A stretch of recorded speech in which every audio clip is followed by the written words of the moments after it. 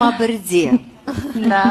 Мөлдір, қалай ойлайсың? 21 жаста күйеуге шығуға бола ма? Ерте екен. Енді махаббат деген дүние бар ғой.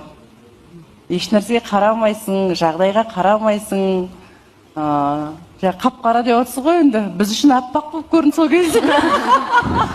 Я тоже думала, что Турсынбек аппақ, но что-то по фото не скажешь, конечно. Сөйтіп 20 жасында тұрмысқа шығыппын. Енді жастарға асықпаңдар деп айтқым келеді.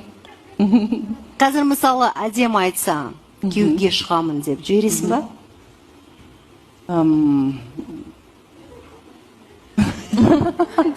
Ойыңда бар ма десең? Ақылдасамыз, сөйлесеміз, шығам десе шығады. Олар қалай танысқан дейсің ғой Тұрсынбекпен. Тоқа брадан неге шыға бастайды ғой Қазақимен. Қатты жақсы көреді өнерін. Сочида ма Сочиға барады. Зритель болып отырады. Көру үшін. Иә, тек Тұрсынбекті көру үшін. Юрмала бар ма, Юрмала.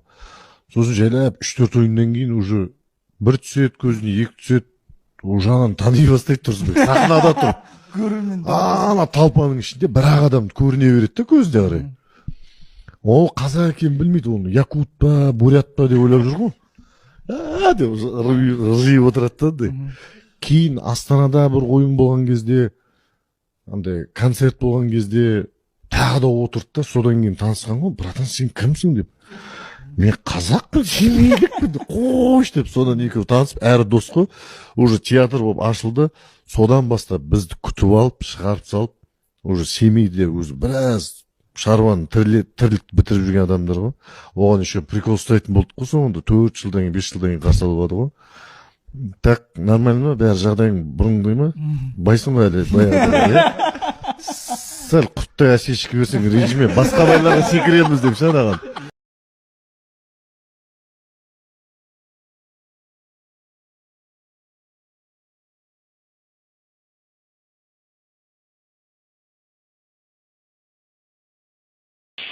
Keser canım, keşigdi çıkarıp salalmadım. Çıkarıp salalmadım. Çıkarıp salalmadım. Çıkarıp salalmadım. Çıkarıp salalmadım. Keşir canım, keşir canım.